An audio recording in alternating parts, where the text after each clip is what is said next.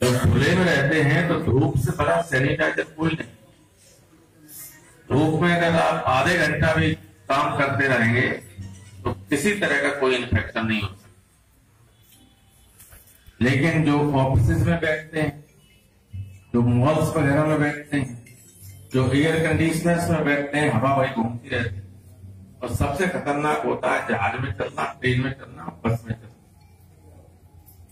तो इनसे बचने की अब भी जरूरत है। मैं इसलिए कह रहा हूं कि पूरी लोगों ने शहरों में भी, गांव में तो नहीं था, पहले भी नहीं था, थोड़ा बहुत हुआ था। आप जानते हैं, लोग गुड़गांव का आए तो आपके जसवंतनगर में हो गया, ये जो बहुत था है राजा का बाग, नहीं ये वाला,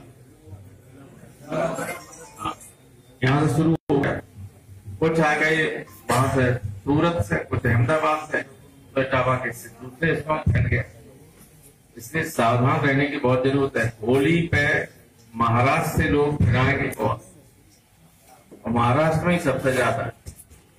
इसलिए सावधान रहने की जरूरत है। अभी भी बिल्कुल लापरवाह होने की जरूरत नहीं है, क्योंकि इतना खतरनाक ये वायरस है कि नेगेटिव हो जाओगे और घर चले जाओ, लेकिन तब तक वो फेफड़ों पे, किडनी पे, हार्ट पे अटैक कर चुका होगा।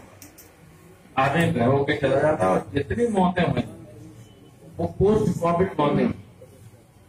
इसलिए जितना बचाव कर लो उतना ही ठीक। ब्याह शादियों में जाते हो तो थोड़ा सा सावधानी बरतिए। खेतों में काम करते, गांव करते, वहां कोई दिक्कत नहीं, चाहे जैसे बैठिए, चाहे जैसे पास बैठिए, लेकिन फिर भी सावधानी रहने की जरूरत है। मैंने इस बात को इसलिए कहा कि लोग कह सकते हैं कि सब परसों तो कोई दिखाई नहीं दिया, जब कोई आई नहीं था। मैं तो दिल्ली से 1 साल बाद तो सैफैया पाया, 1 साल बाद आ ही नहीं सकता। तो इस वजह से काफी लंबे अरसे के बाद आप लोगों से मिला हूं। और अच्छी बात यह है कि कोरोना जैसी महामारी भी हमारे यहाँ लोगों को ज्यादा प्रभावित नहीं कर सकी, और ज्यादातर लोग 90, 95, 98% लोग बिल्कुल बचे रहे।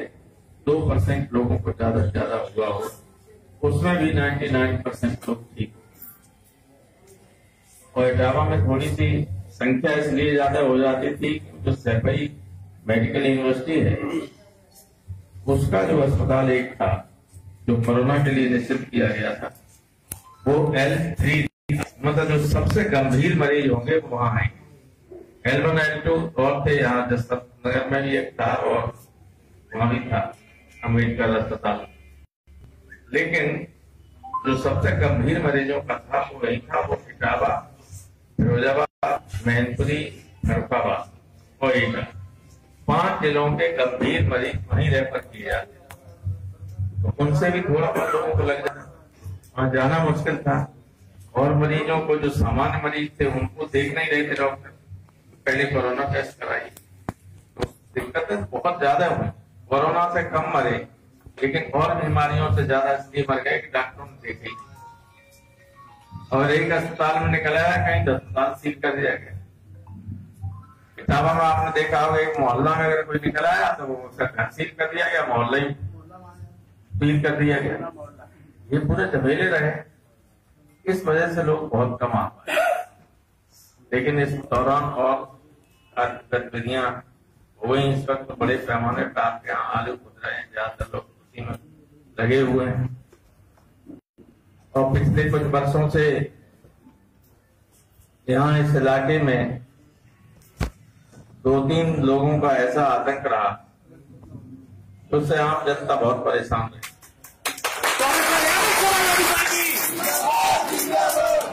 जनता उनसे मुक्ति भी चाहती, और उस मुक्ति के लिए ही ये सब लोग यहाँ इकट्ठे हुए। आप उद्देश्य जानते हैं। अभी हम कुछ कह रहे हैं तो मीडिया वाले कहेंगे कि अभी पार्टी ने निर्णय नहीं लिया और आपने उम्मीदवार घोषित कर दिए, लेकिन हमारे तो उम्मीदवार आप जानते हैं कौन है।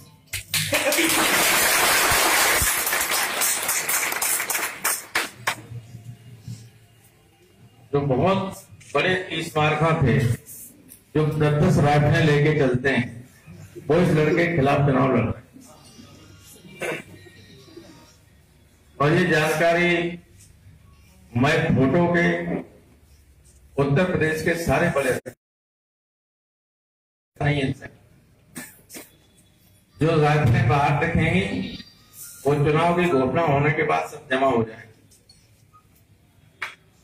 तो जो राइफल के साथ चलते हैं, जब उनके पास राइफल नहीं होती है तो वो बिल्कुल ऐसे लगता है असहाय हो गए, फिर भी कहीं वोट मांगने में नहीं जाएंगे।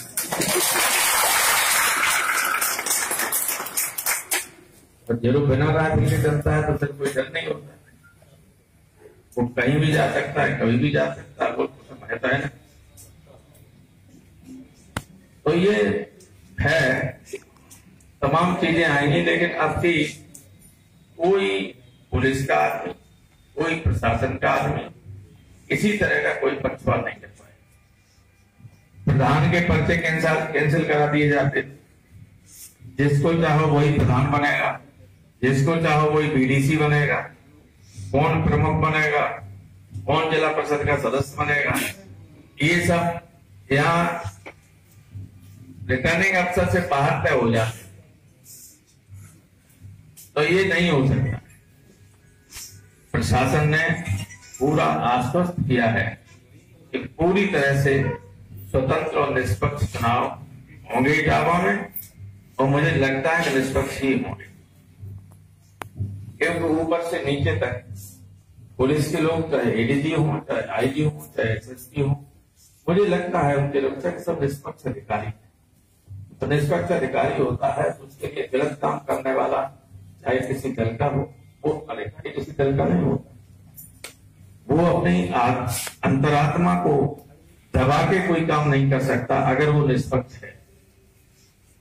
तो किसी तरह के कोई न किसी को डरने की जरूरत है और न घबराने की जरूरत है। यह है कि वोट का परसेंटेज जरूर और आम लोगों से बहुत विनम्रता से चुनाव जीतने के लिए जरूरी है। तो मीठी पानी हो रही है, कुछ तो खत्म होता नहीं, कुछ खर्च होता है, कुछ खर्च नहीं होता। और चलन चल गया है, तो हम बताया कि अमन पैर बहुत छू लेता है। लड़का तो पैर छू गया है, अब तो मैं उसे ही वोट। और जो घमंड में रहते हैं, जो समझते हैं कि वोट लिए आदमी वोट है और हमारा स्वागत करे, जा रहे खुद वोट मांगे, चाहते पब्लिक उनके स्वागत करे, वो नहीं होता। बाहर से कोई कहे, लेकिन अंदर से लोग उसी को पसंद करते हैं जो विनम्र हो और जिसका अतीत ठीक हो। और जिनका अतीत ही खराब रहा, ये तो मालूम है, रामपाल सिंह को रोज गाली देते थे और प्रधानी के चुनाव मूल्य के साथ नहीं, तो उनसे कह, तुम क्यों नहीं कहते, हमारी बात नहीं, मैं उनसे कह दो। तो वो माली क्या नाम थे प्रधान, तो उनसे कह दो बोल रहे तो मैं निरोध हो जाऊं। तो मैंने कह दिया रामपाल सिंह जी, तो ये हमारी बात तो टालते नहीं, उन्होंने कह दिया माली चुनाव नहीं कर, वरना जीत ही नहीं सकते, वो खड़े होते प्रधान ही नहीं हो सकते। तो प्रधान हार गए, सरकार आ गई तो कपड़ा करके अकाउंट में जीत गए, अलग बात है। लेकिन ये हमने देखा है कि इन गांव के लोग हमसे मिलते रहते हैं, लोग कुछ न कुछ काम होता है, किसी का लड़का पुलिस में ट्रांसफर है, कोई कहीं नौकरी में ट्रांसफर के लिए, किसी की एंट्री खराब हो गई उसे ठीक करा दो, कोई बीमार हो गया उसको एम्स में दिखवा दो। तो हर इलाके के लगभग हर गांव से लोग आते ही रहते। कोरोना में भी मैं इस तरह के लोगों से मिलता रहा, तो जो फीडबैक है वो बिल्कुल ठीक है, बेहतर है और रोज बेहतर होता जाएगा। अभी जब लोग ये समझते थे मेरे खिलाफ कौन लड़ेगा, क्यों साहब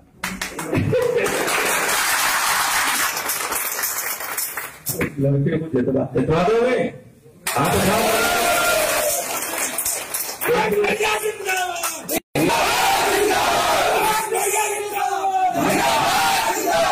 ये कह रहा हूं कि चुनाव जब जिसकी मदद करते हो उसकी मदद करना, उससे कुछ लेने की कोशिश मत करना।